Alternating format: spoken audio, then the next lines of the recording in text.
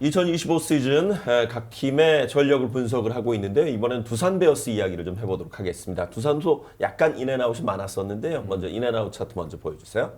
두산은 외국인 선수 3명을 다 바꿨어요. 네. 가장 큰 변화가 있었고 그것도 뭐 제일 발빠르게 외국인 선수 3명을 바꿨고 그리고 이제 그 루키급 선수들 특히 이제 야수 최대호라고 하는 박준수 선수 합류했고 또 트레이드로 김민석, 추재현 선수가 합류했습니다. 그러니까 두산을 이야기할 때 그러니까 이 외국인 선수 3명 모두 바꾼 거를 긍정적으로 보는 팀이 긍정적으로 보는 시각이 있고 부정적으로 보는 시각이 있더라고요. 그러니까 부정적으로 일단 보는 시각은 이게 터질지 안 터질지 모른다. 그렇죠. 그런 어떤 부정적인 시각이 있는데 만약에 터졌을 경우에 두산이 작년에 외국인 투수의 덕을 그렇게 많이 보진 못했습니다. 네. 부상 거의 못 때문에 봤죠. 네. 사실상. 그런데도 5강에 들어갔단 말이에요. 맞아요. 그럼 이 선수들이 터지면 그냥 쉽게 사실상 5강에 드는 거 아니냐. 이런 상반된 시각이 굉장히 존재를 많이 하더라고요. 네. 둘 다 터지면은 아마 마운드의 깊이는 야. 엄청날 겁니다, 두산이. 근데 이게 미지수니까 그렇고 저는 그래도 콜어비는 꽤 기대가 돼요. 그렇죠. 네임밸류에 있어서는 지금 최고의 선수가 와가지고 이 선수가 아마 뭐 개막전 선발 맡을 것 같은데 콜어빈이 정말 기대한 만큼 해주느냐가 중요할 것 같고 좀 두산은 좀 여기도 균형은 좀 안 잡혀 있는 느낌이 납니다. 네. 야, 마운드와 야수진 놓고 봐도 그렇고 조금 불균형은 있어요. 그러니까 이게 그 외국인 투수들이 이제 최근에 이제 왔다가 역수입에 이제 돼서 가는 경우들이 그렇죠. 많잖아요. 네, 다시. 근데 그 역수입이 돼서 미국에서 좋은 계약을 따냈던 선수들을 이렇게 보면 그래도 미국에서 뭔가 이름값이 있던 선수들이 있긴 있는데 이게 코르빈 선수가 약간 그런 느낌을 그렇죠. 받을 것 같아요. 네. 그러니까 자기는 현역 메이저리그 투수인데 그러니까 최근에 KBO 리그를 봤을 때 KBO 리그에서 좋은 성적을 내고 미국에 다시 좋은 대우를 받고 가는 경우들이 많구나 네. 라고 이제 느끼게 되면 코르빈 선수는 여기서 진짜 최선을 다할 거란 말이에요. 그러니까 PD처럼 되고 싶을 거예요. 그렇죠. 네, PD가 메이저리그에서 5선발로 로테이션 돌다가 한국 와서 최고 선수가 되고 좋은 대우를 받았잖아요. 콜어빈도 사실상 메이저리그에서 모습은 콜어빈 선수가 패디 선수보다 높다고 볼 수도 있어요. 그럼요. 그 가장 선수는 경험 개막전 많은 선발도 했었고, 그래서 아마 비슷한 그런 그림을 그리고 한국에 온 것 같아요. 특히 들어온 선수보다 나간 선수가 진짜 많긴 그러네요. 많죠. 네. 군에 입대한 선수들도 있고. 네. 플러스 요인보다 확실히 두산은 마이너스가 조금 있죠. 네. 이정환 선수도 있고 은퇴한 선수도 있고. 사실 지금 저 나간 선수들 중에 김재호, 허경민, 네. 요 내야의 왼쪽 자리들이 이거 어떻게 메우지? 그러니까 이른바 왕조의 상징이었던 네. 선수들이에요. 네, 그리고 두산이 항상 자랑하는 게 내야진의 이 강한 수비, 그럼요. 막강한 수비였는데 그 컬러가 이제는 좀 사라지고 있는 느낌이 들어서 이게 좀 약점이 아닐까 싶어요. 우리 아까 녹화 들어오기 전에 그 얘기했죠. 두산이 유격수 없이 시즌을 시작한 적이 있나? 옛날 막 오비베어스 암흑기를 빼고 두산 베어스로 이름을 바꾸고 나서 보면은 항상 그래도 뚜렷한 주전 유격수가 있었어요. 예, 진짜 뭐 15년 가량을 손시현, 김재호가 다 맡아줬고 그랬는데 이제 김재호 선수가 좀 나이가 들면서 그때부터 지금 두산은 매년 유격수가 누구냐 이게 과제거든요. 근데 아직도 이걸 벗어나지 해마다 못하고 있어요. 실험을 하고 예. 결국 또 지난해도 김재호가 막판까지 유격수를 봤죠. 또 이제는 김재호를 그렇게 할 수가 없습니다. 맞아요. 네, 쓸 수가 없습니다. 글쎄, 뭐 제가 봤을 때는 이유찬 선수가 가장 주전 유격수로 나올 가능성이 높지 않나라는 생각을 하는데 제가 이제 비시즌 기간에 이제 조성환 코치하고 이제 이야기를 조금 나눴어요. 네네. 네, 사적인 자리에서. 수비 코치에서 이제 퀄리티 컨트롤 코치로 이제 자리 옮겼거든요. 그렇죠. QC. 그런데도 불구하고 이야기하는 부분은 그러니까 이유찬 선수가 가장 유격수로 나올 가능성이 높다라는 이야기를 들을 수가 있었습니다. 네.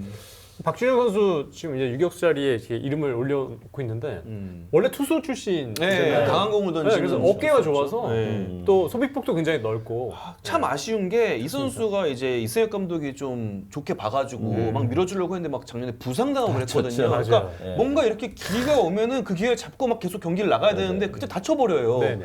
그래서 이렇게 뚝뚝 끊기는데 이 선수도 좋거든요. 사실 NC 시절에도 굉장히 네. 장타 능력을 맞아요. 갖고 있어서 장타를 칠 기대 수 많이 있는 했어요. 유격수 자원이라서 기대할 만한데 꼭 그렇게 부상으로 계속 끊기더라고요. 3루는 강승호가 거의 확실시 되는 그런 것 거죠? 같습니다. 네. 예, 캠프에서 평가도 강승호 선수가 좋은 것 같고 그다음 이 허경민이 나간 자리를 누가 메우느냐도 굉장히 굵직한 과제인데 강승호 선수가 일단 하코너를 책임지는 방향으로 가는 것 같아요. 그러니까 강승호 선수가 만약에 이제 이승엽 감독이 3루로 낙점을 했는데 3루에서 뭐 제 몫을 뭐 못 보여준다. 수비라든가 공격력이 조금 뭐 수비 때문에 흔들린다. 그럼 다시 2루 가면 됩니다. 맞아요. 네, 이루찬 다시 박준영 3루 쓰면 돼요. 네, 박준영 네. 3루가 되니까요. 그렇죠. 네. 그러니까 주전으로 강승호 선수는 최근 몇 년간 2루를 계속 뛰었던 선수이기 때문에요. 그렇죠. 수비 포지션을 옮긴다고 해서 부담은 있겠죠. 그런데 주전으로 몇 년 동안 뛰었던 선수이기 때문에 그 부담감이라는 자체가 그렇게 크게 다가오진 않을 거예요. 그리고 어느 포지션에 갔다 그럼 1루도 사실 부담스러워야죠. 맞아요. 근데 강성호 선수 네. 1루도 봤잖아요. 맞아요. 그러니까 수비에 대한 부담감은 저는 사실 없다고 봐요. 네, 그래서 근데 이제 수비에 대한 부담감을 본인이 만약에 느껴서 그게 공격력의 하락으로 이어진다고 한다면 그냥 2루로 다시 가고 이유찬 선수 유격수고 박준영 선수 네, 3루 3루 쓰고 뭐 박기범이라든가 여동건 박준수 선수 이렇게 백업으로 네. 그러니까 그런 식으로의 어떤 그 플랜 B도 이승엽 감독이 어느 정도는 구상을 하고 있지 않을까 네. 이런 생각을 해보는 거죠. 네. 저는 이 데스차트 중에 양의지가 그 포수로 나오는 게 굉장히 중요한 것처럼 느껴져요. 양의지 선수의 건강, 예. 그 지속성, 네. 이거는 정말 중요해 보여요. 사실 뭐 작년에 그 와일드카드 결정전 2경기 그럼요. 양의지 선수가 있었다면은 네. 그렇게 다 무득점 패배는 안 나왔을 거라고 보거든요. 예, 그리고 뭐 1차전 곽빈 선수가 흔들렸을 때 양의지가 있었다면은 뭔가 거기서 올라와서 대처를 하지 않았을까 이런 생각도 하게 되는데 양의지의 건강이 매우 중요하다. 네. 결국 양의지가 포수로 못 앉으면 결국 뭐 DH로 나오거나 ING 그쵸. 결정을 하니까 네. 그렇게 되면 이제 김재환 선수도 영향을 받게 되죠. 그래서 네. 김재현 선수가 네. 좌익수로 만약에 나가게 되면 이제 좌익수 쪽에 수비가 약해지는 거죠. 맞아요. 네, 그러니까 가장 좋은 시나리오는 양의지 선수가 최대한 많은 포스크 마스크를 쓰고 김재환은 지명타자에 조금 집중을 하고 네. 그리고 빠른 선수들 그리고 새롭게 영입한 뭐 최재형, 김민석 이런 선수들이 조수행까지 합쳐서 네. 외야를 딱 책임지고 그렇죠. 이런 그림들이 사실상 많이 나오는 게 두산의 어떤 그 최상의 시나리오죠. 그렇죠. 네. 그리고 어빈과 로그도 이제 새로운 외국인 투수니까 양의지 포수가 좀 리드를 잘 해줘야지 빨리 적응하지 않을까. 그 네. 부분도 중요할 것 아, 같습니다. 김기현 선수가 근데 성장을 진짜 많이 하긴 했어요. 네. 네, 작년에 뭐 많은 경기를 또 뛰었고 연봉도 많이 올랐고 2차 드래프트로 데려와서 진짜 어떻게 보면 양의지 선수만큼의 존재감을 보여줬거든요. 맞아요. 네. 그래서 이제 이승엽 감독도 양의지 선수가 많은 뭐 이닝을 소화를 해주면서 주전으로 나왔으면 좋겠지만 그래도 김기현 선수의 믿음이 작년보다는 확실히 커졌기 때문에 그런 큰 부담감. 그러니까 작년 같은 경우는 김기현 선수가 양의지 선수의 공백을 이렇게까지 메워줄까라는 이승엽 감독이 그렇게 생각을 했겠어요. 그렇죠. 네, 근데 2차 드래프트를 데리고 왔으니까 그러니까 써야 되니까 쓴 건데 그러니까 이거는 이승엽 감독 입장에서는 양의지가 포수 마스크를 쓰지 않아도 우리의 그 안방이 그렇게 흔들리지 않을 거야 라고 긍정적으로 사실 더 봐야 될 것 같아요. 네. 제가 봤을 때는. 네. 네. 그래서 뭐 양의지 선수한테 계속 출장할 그런 필요는 이제 없어졌어요. 두산 포수진이 그래도 백업 김기현 선수가 있어서 괜찮기 때문에 어쨌든 양의지 선수가 뭐 포수로 나가던 지타로 나가던 꾸준히 좀 나가주면은 팀이 그래도 균형을 밸런스를 잘 맞출 것 같습니다. 데프차트에 보니까 작년에 없었던 선수들 꽤 많이 보여요. 많이 보이죠. 외야의 추재현 선수도 네. 기대가 보이고. 됩니다. 네. 아니, 작년에 있는데 못 뛰었던 아, 선수들이잖아요. 진짜. 그렇죠. 네. 네. 네. 이 선수들 그야말로 절치부심해야 됩니다. 맞아요. 네. 근데 이것도 사실 두산의 큰 악재였어요. 그럼요. 팀의 뎁스가 확 달라져 버렸거든요. 아, 그렇죠. 그 사건으로 인해서. 그래도 올해는 작년보다는 좀 풍족하게 선수단을 꾸릴 수 있을 것 같고 저는 이 제이크 선수 사실 공격력만 놓고 보면은 제라드 형이 정말 좋았거든요. 그렇죠. 근데 이 선수가 수비에 있어서는 잠실구장에 맞는 외야수는 아니더라고요. 범위도 그렇고 송구하는 모습도 그렇고 보면은 이런 수비로는 잠실구장에서 외야수를 어렵겠다 싶어서 바로 좀 방향을 선회한 것 같아요. 이 선수가 뭐 타격 퍼포먼스는 정말 좋았지만 어떻게 보면 좀 대척점에 있는 선수가 왔어요. 그렇죠. 제이크 선수는 뭐라고 해야 될까요? 수비 범위가 넓고 수비를 잘하고 뭐 거포는 아니지만 약간 예전에 보면 터크먼 느낌이 나는 그렇죠. 선수예요. 이 선수는. 그래서 좀 솔리드한 유형의 선수를 데려왔다. 그래서 좀 외야진의 수비도 작년보다 좋아질 가능성이 높다는 생각이 듭니다. 네. 투수 쪽 얘기 뭐 앞서 이제 저 어빈 얘기는 했는데 로그 곽빈까지는 어느 정도 이제 1, 2, 3번이 확실할 것 같은데 이제 4번 선발 뭐 어느 팀이나 다 비슷합니다만 좀 고민입니다. 최승용 선수를 일단은 4선발로 낙점을 했어요. 네, 나온 기사로는. 그러니까 5선발 자리에 이제 최원주, 김유성, 최준호인데 최근에 이제 김유성 선수가 좀 좋다는 이야기가 있죠. 그리고 최원준 선수가 올 시즌 마침 FA입니다. 네. 그리고 최준호 선수도 작년에 뭐 중간중간에 한 번씩 선발으로 등판을 하면서 뭔가 감각적인 부분에 있어서 선발 투수로서의 가능성을 보여줬거든요. 네. 그러면 동기부여는 세 선수 모두 다 되는 것 같아요. 한 자리에. 네. 최원준은 레프에, 김유성은 스포트라이트를 좀 받고 있다는 네. 했지만 그동안 보여준 게 없기 때문에 절치부심해야 되고 최준호는 일단 보여줬으니까 몇 경기라도 네. 그런 가능성을 이제 확답을 받는 이번 시즌이라고 한다면 괜찮을 것 같아요. 안 되면 이영하 선수도 뭐 들어갈 수도 네. 있는 부분이 있는 거고 이영하 선수도 FA거든요, 올 시즌. 네.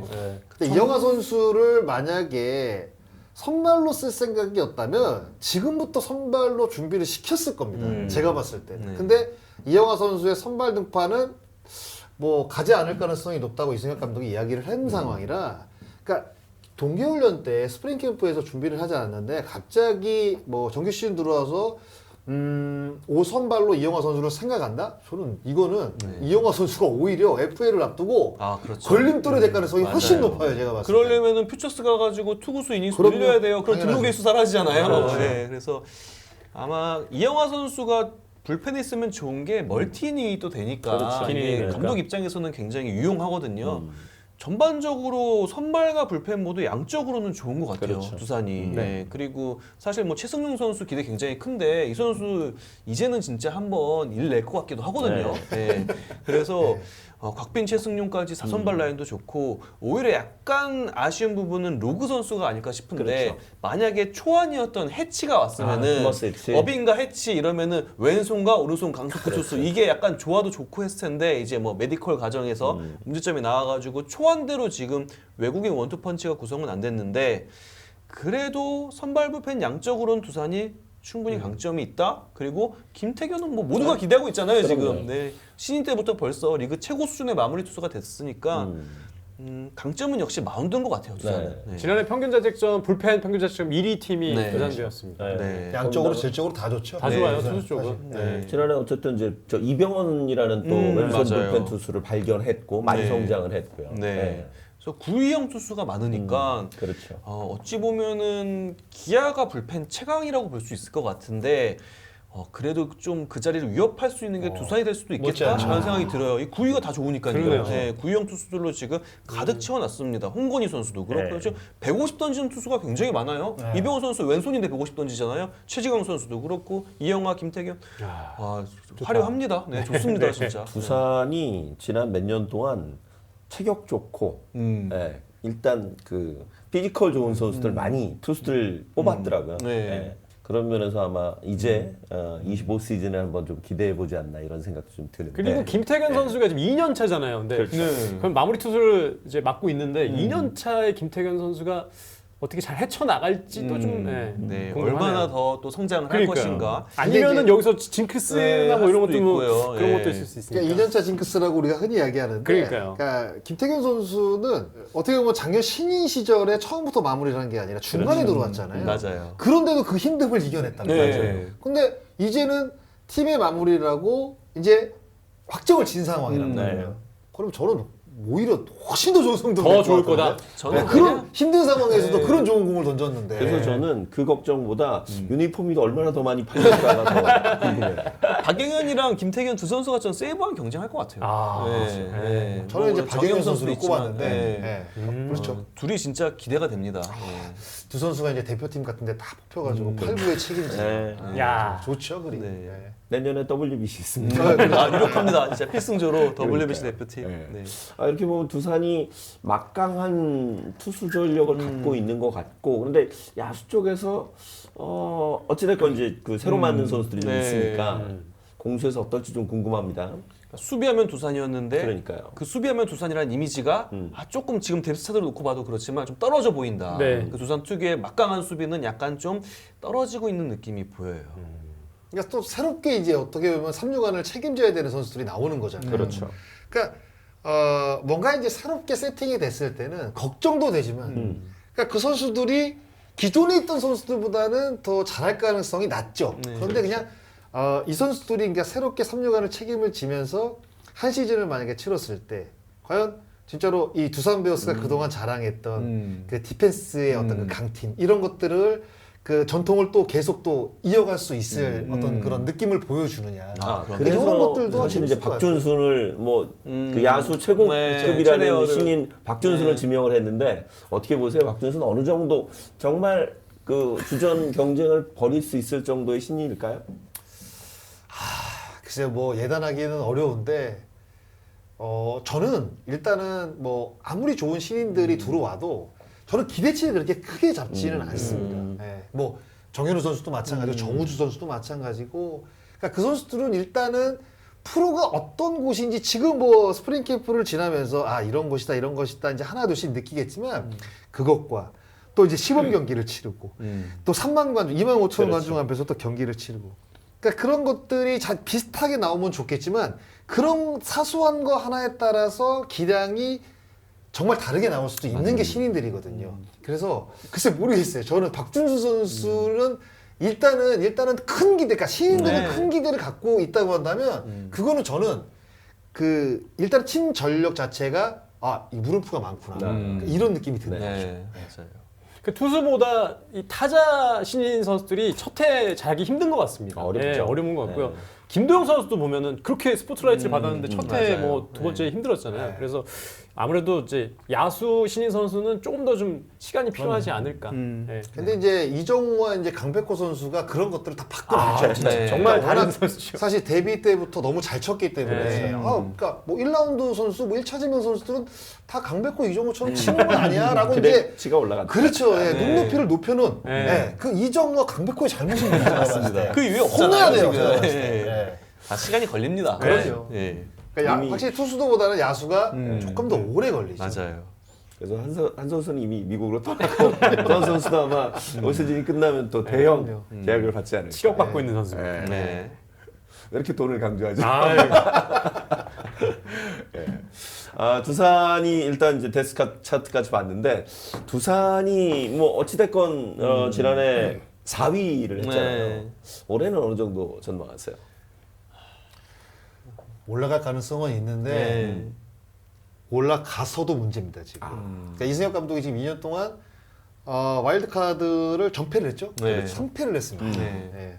그러니까 올라가도 두산 베어스. 그러니까 이런 거예요.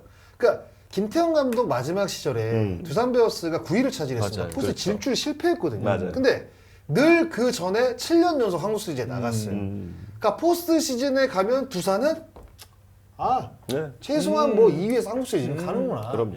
근데 그런 기대치를 김태형 감독이 한껏 만들어놨는데, 네. 그러니까 이승엽 감독이 분명히 그 공로를 인정받아야 돼요. 9위에서 5위 사이 그럼요. 만든 거는. 맞아요. 근데 그게 빛이 발하는 게 결국 포스트 시즌 성적이거든요, 지금. 네.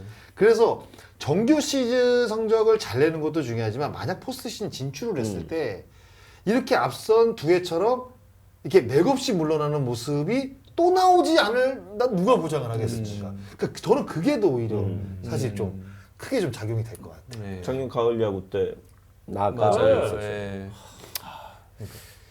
저도 그래서 그러니까 저는 하나 롯데랑 비슷하게 5위를 바라보고 싸워야 되는 그런 시즌이 아닐까 싶어요. 그러니까 야수진에 대한 좀 물음표가 있기도 하고 그리고 야수진이 왜 아쉽냐면요. 투수진에 비해서 야수진의 육성이 너무 더뎌요. 두산이 지금. 그게 지금 문제거든요. 뭐 정말 기대를 많이 받은 김대한, 안재석 이런 선수들이 아직 못 크고 있기 때문에 이 문제가 발생한 건데 그래서 저는 5위 경쟁 이 정도로 지금 봅니다. 두산을.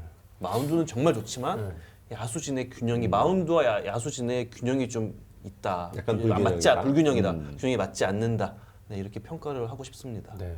외국인 네. 두 투수에 따라서 성적이 좌지우지 되지는 않을 것 같습니다. 이 팀이 작년에도 그랬으니까. 근데 뭐 아니면 도가 되지 않을까. 저도 이 두 투수가 잘해준다면은 뭐 5강 안쪽으로 더 올라갈 수도 있는 팀인 것 같고 뭐 못해준다고 해도 5강까지는 그래도 가능성 있는 팀이긴 한데 장승나 말대로 올라가더라도 정말 그 이상이 아니라면 이승엽 감독 쉽지 않은 해가 되지 않을까. 너무 기준점이 높아요. 높아요, 진짜 높아요. 진짜 두산은 항상 멋있게 시즌을 마무리해왔어요. 그러니까 그러니까요. 우승을 하거나 네. 준우승을 하거나 했잖아요. 7년 동안. 이런 팀이 어디 있습니까, 이게 세상에. 안 뽑을 수 없는. 네. 이제 5강에는 올라갈 것 같은데 그 이상 안 올라가도 욕 먹을 수 있는. 그래 왔는데 허무하게 와일드카드에서 끝나버리니까 그렇죠. 이게 팬들이 굉장히 납득하기 어려워지는 거죠. 앞에 그러니까 이승엽 감독이 만들었던 정규리그에 대한 성적이 네.